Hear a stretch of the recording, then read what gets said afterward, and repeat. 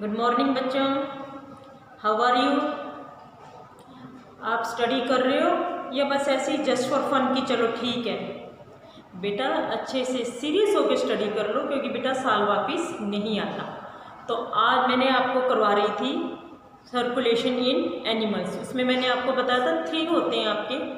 Blood के बारे में मैंने आपको डिटेल में करवा दिया था। आफ्टर दैट ब्लड वेसल्स में मैंने आपको बता दिया था artery, veins and capillary. And third is heart. Very interesting topic heart के बारे में। हार्ट सबसे पहले तो ह्यूमन बीइंग में हार्ट्स होता है, ठीक है, सबको पता ही है। ह्यूमन बीइंग्स क्या एनिमल्स में भी होता है, जैसे क्रोकोडाइल है, फ्रॉग है, ठीक है, सब में आपके हार्ट होता है। और हार्ट जो ह्यूमन बीइंग्स की अगर हम बात करें तो it is just like a fist. ये देखो इस टाइप से ही है ना आपकी फिस्ट की तरह आपका एक हार्ट होता है, बहुत ज़्यादा बड़ा नहीं होता, ठीक है। तो heart is just like a fist. इसके बाद इसकी अगर हम शेप की बात करें तो जैसे आपका पान लीव्स, पान का पत्ता होता है ना, उसकी तरह से ये इसकी एक शेप होती है, ठीक है बच्चों। इसके बाद आपका जो हार्ट होता है इट इज ऑफ 4 चैम्बर में 2 ऑरिकल्स को हम एट्रिया भी बोलते हैं एंड 2 वेंट्रिकल्स। बेटा वेरी वेरी इंपॉर्टेंट, आपके एनसीईआरटी में बहुत ज़्यादा गिवन नहीं है, लेकिन जो इंपॉर्टेंट पॉइंट्स हैं वो आपको बेटा करने भले आपके एनसीईआरटी में गिवन नहीं है, क्योंकि फिर बाद में कहते हैं मैम बुक में नहीं दिया हुआ। मैं वीडियो में इसीलिए करवा रही हूँ because it is very very important. तो देखो 4 चैम्बर्स होते हैं, 2 ऑरिकल्स और एट्रिया, 2 वेंट्रिकल्स। तो 2 and 2 4 हो गए ना, तो our heart is 4 chamber heart. Clear बच्चों। इसके बाद जो ऑरिकल्स होता है it is of thick wall. ये हमारा थिक वॉल होता है and it is also called as receiving chamber. ये भी आपके एनसीईआरटी में नहीं लिखा, मैं बता रही हूँ। It is also called as receiving chamber. Why it is called as receiving chamber? Because it receive deoxygenated blood.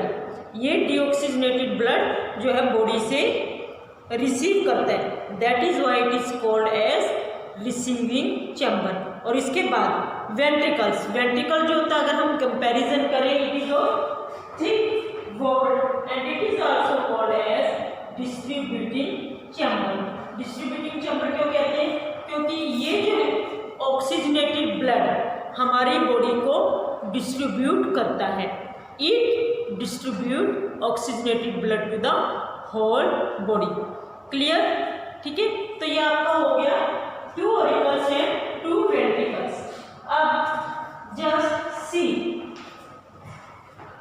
ये आपका है स्ट्रक्चर ऑफ हार्ट। तो इसमें ये लोअर है इट इज वेंट्रिकल और जो अपर पार्ट है दिस वन ये आपका है ऑरिकल और ये आपका है वेंट्रिकल, ठीक है।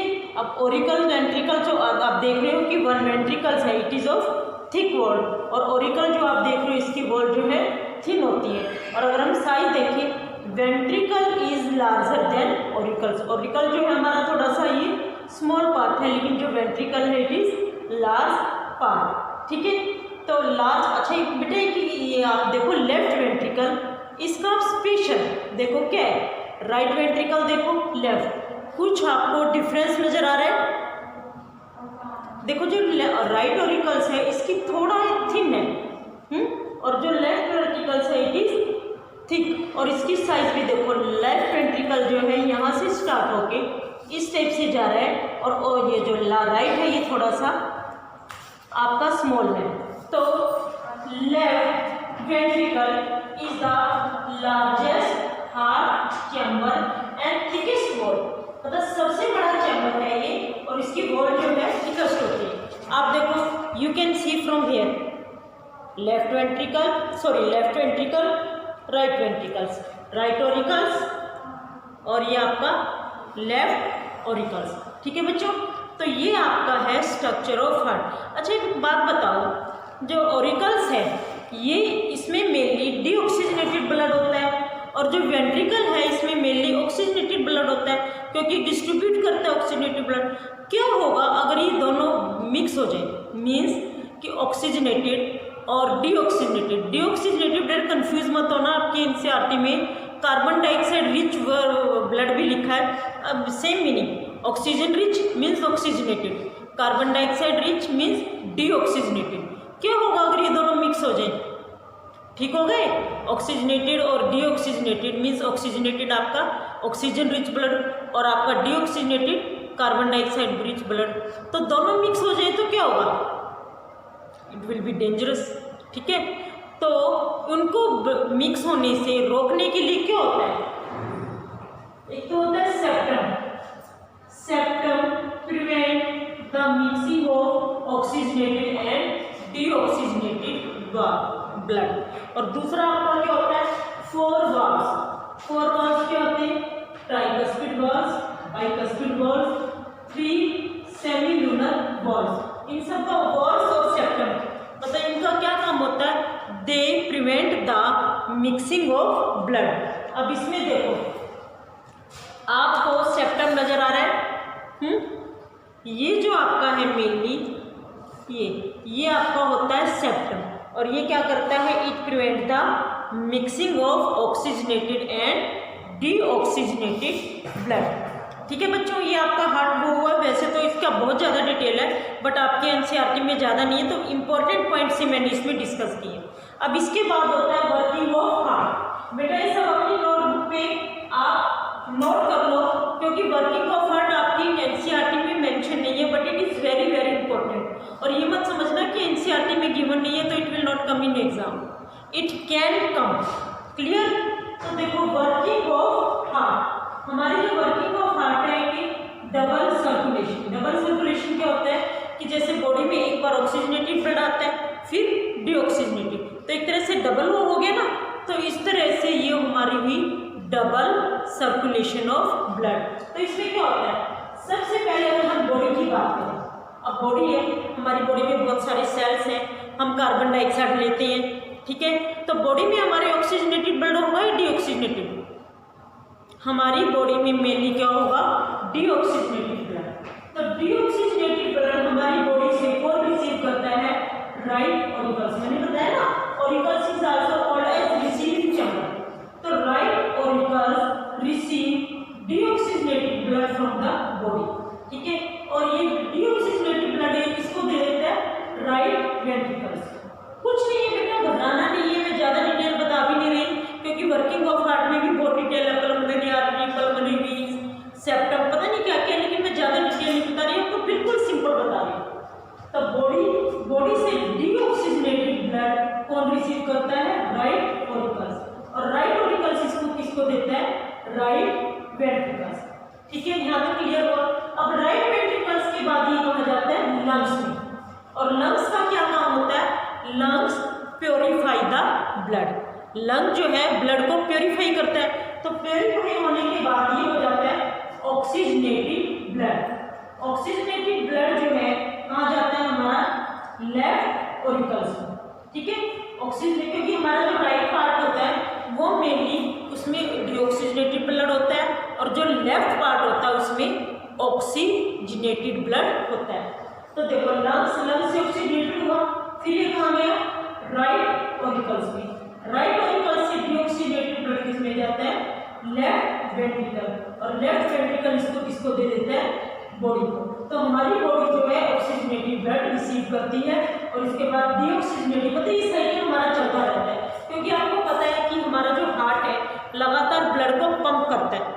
कोई भी ऐसा तुमने पंप देखा जो विदाउट टायर्ड लगातार काम करे? बट जो हमारा हार्ट है वो हमेशा काम करता है। हमारा heart it work continuously without getting fatigue, मतलब बिल्कुल भी ये थकता नहीं है, लगातार ये हमारा वर्क करता है। तो बस कुछ नहीं है, body oxygenated, right auricle, right ventricle, फिर lungs, left auricle, left ventricle, इसके बाद हमारा बॉडी। बेटा नोट कर दो, ठीक है, it is very very important. Clear बच्चों? हाँ बच्चों, अब हमारा नेक्स्ट टॉपिक है हार्ट बीट। हार्ट बीट पता क्या होता है? The rhythmic contraction and relaxation of auricles and ventricles is heart beat. अब देखो मैंने आपको बताया ना कि ऑरिकल्स है वो अपना ब्लड जो राइट ऑरिकल्स है राइट वेंट्रिकल्स को देता है, फिर इसके बाद ये लंग्स में जाता है। तो लगातार हमारे जो हार्ट है इस तरह से कॉन्ट्रैक्ट होता है, फिर रिलैक्स, कॉन्ट्रैक्ट रिलैक्स। तो इस तरह से हमारा जो सिस्टम है कॉन्ट्रैक्ट और रिलैक्स होता रहता है।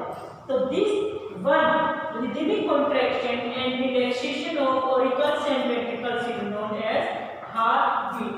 आप बेटा कभी भी डॉक्टर के पास जाते हो तो डॉक्टर जो है आपकी हार्ट बीट मेजर करता है। कैसे?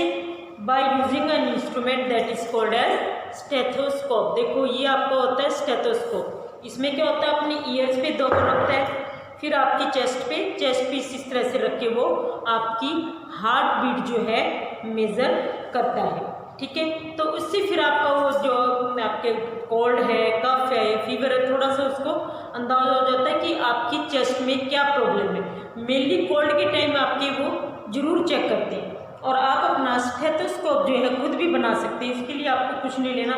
देखो बनाया है एक फनल शेप, फनल लेनी है आपको। फनल को आपने रबर उससे कवर कर देना है और नीचे कोई भी एक ट्यूब, थोड़ी लेंथी ट्यूब होती है, वो लगानी है।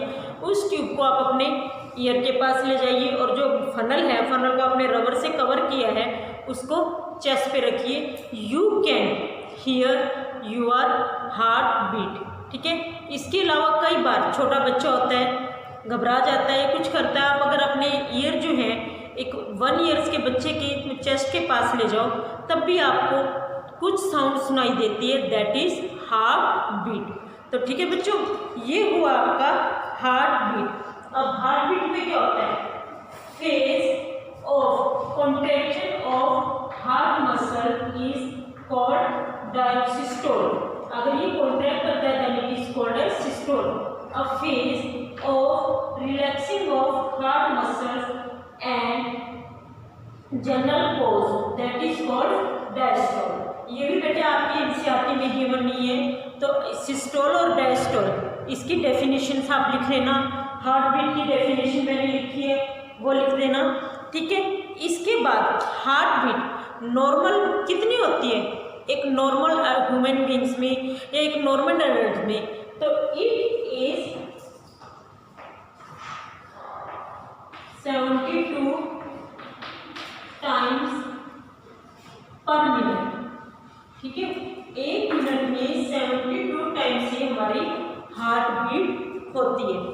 इसके अलावा अगर आप हार्ट वही अगेन हार्ड एक्सरसाइज या फिजिकल एक्सरसाइज या हार्ड वर्क करो तो इट कैन इंक्रीज। और जब आप रिलैक्सिंग फेज में हो तो थोड़ा सा ये फ्लक्चुएट करती है। नॉर्मली जो होता है ये 72 टाइम पर मिनट। क्लियर हुआ बच्चों? अच्छा, अब एक बात और, बूझो और पहेली आपकी बुक में बार बार दिया है। बूझो और पहेली जो दो है करैक्टर हैं वो एक दूसरे से क्वेश्चन पूछते हैं।